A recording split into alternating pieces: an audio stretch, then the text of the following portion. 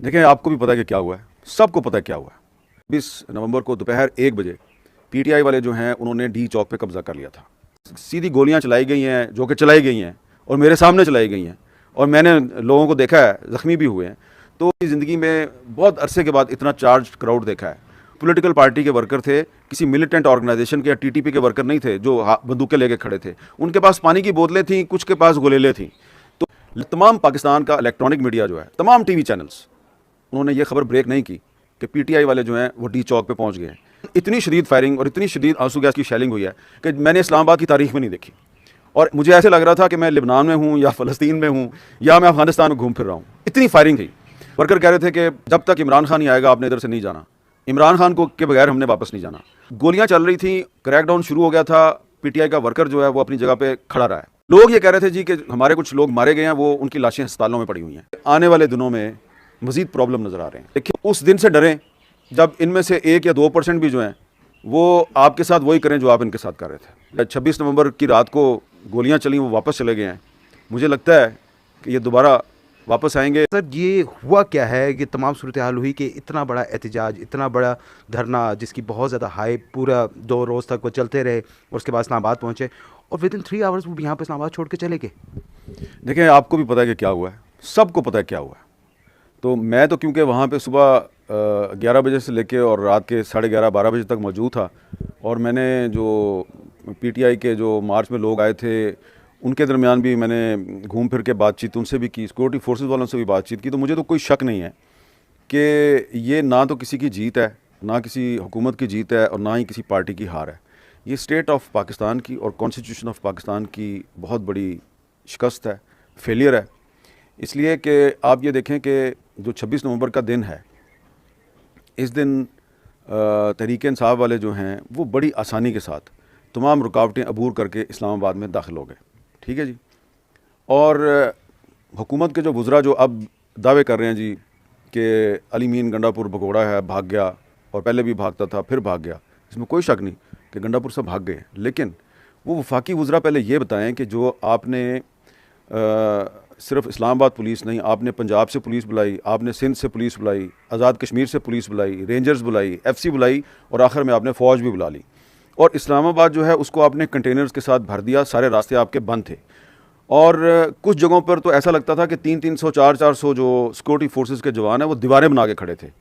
तो पीटीआई वाले अंदर कैसे आ गए? और एग्जैक्ट 26 नवंबर को दोपहर 1 बजे पीटीआई वाले जो हैं उन्होंने डी चौक पे कब्ज़ा कर लिया था, और उस वक्त मैं वहाँ मौजूद था। मेरे सामने सब कुछ हुआ और मैंने खुद देखा।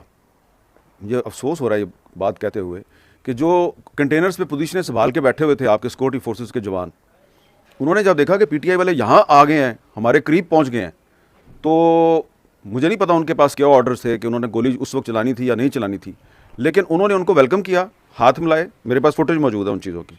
हाथ मिलाए, खुद उनको कंटेनर्स पे चढ़ाया और अपना असला उठा के नीचे उतरे और चले गए। अब वहाँ से एक कहानी शुरू होती है कि पीटीआई वाले जो हैं उन्होंने उसके बाद अपने लीडरशिप को कहा जी कि हमने टेक ओवर कर लिया डी चौक को, आप इधर आ जाएं। लीडरशिप जो है वो चाइना चौक में उसने ब्रेक लगा दी और उसने कहा जी कि अभी हमने आगे नहीं आना। तो हम भी ये समझने की कोशिश कर रहे थे कि अब क्या होगा।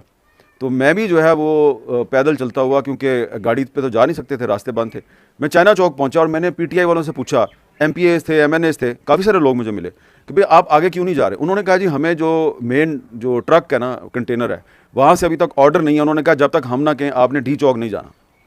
मैंने कहा जो डी चौक में ये सैकड़ों लोग पहुँच गए वो कौन है? उन्होंने कहा जी ये कोई एडवांस पार्टी है, हमें इसके बारे में नहीं पता। जबकि वो सारे पीटीआई के लोग थे, इंसाफ यूथ के लोग थे, आईएसएफ के लोग थे। तो साफ पता चल रहा था कि पीटीआई वालों में कोऑर्डिनेशन नहीं है, लेकिन जो क्राउड था उसने डी चौक पे कब्जा कर लिया। अब जब लीडरशिप जो है वो डी चौक पे नहीं पहुंच रही थी, तो जो क्राउड है वो भी बड़ी तादाद में वहाँ नहीं पहुंचा, और वहाँ पे 200-250 लोग ही थे डी चौक में। तो जब सोशल मीडिया पे ये पोस्टें आनी शुरू हो गई कि डी चौक पे कब्ज़ा हो गया है, और तमाम पाकिस्तान का इलेक्ट्रॉनिक मीडिया जो है, तमाम टीवी चैनल्स, उन्होंने ये खबर ब्रेक नहीं की कि पीटीआई वाले जो हैं वो डी चौक पे पहुँच गए हैं। ये सारी खबरें सोशल मीडिया के ज़रिए दुनिया तक पहुंची। तो इसका क्या मतलब है कि मीडिया जो है वो प्रेशर में था और उसको इजाज़त नहीं थी कि आपने हक़ाइक़ को रिपोर्ट करना है।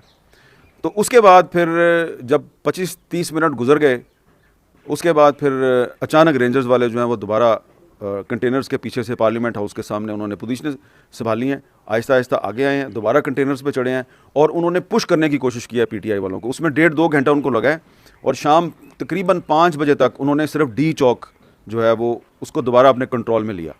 अब 5 बजे जब डी चौक कंट्रोल में लिया तो अब ये जो 2 बजे से लेके और 5 बजे के दरमियान जो 2.5-3 घंटे थे, इस दौरान इतनी शदीद फायरिंग और इतनी शदीद आंसू गैस की शेलिंग हुई है कि मैंने इस्लामाबाद की तारीख में नहीं देखी। और मुझे ऐसे लग रहा था कि मैं लिबनान में हूँ या फ़लस्तीन में हूँ या मैं अफ़गानिस्तान में घूम फिर रहा हूँ, इतनी फायरिंग थी। उसमें कुछ जो ज़ख्मी थे मैं उनको भी मिला हूँ, तो कुछ ज़ख्मियों को तो रबड़ की गोलियाँ लगी हुई थी और कुछ ज़ख्मियों को आंसू गैस के शेल लगे हुए थे।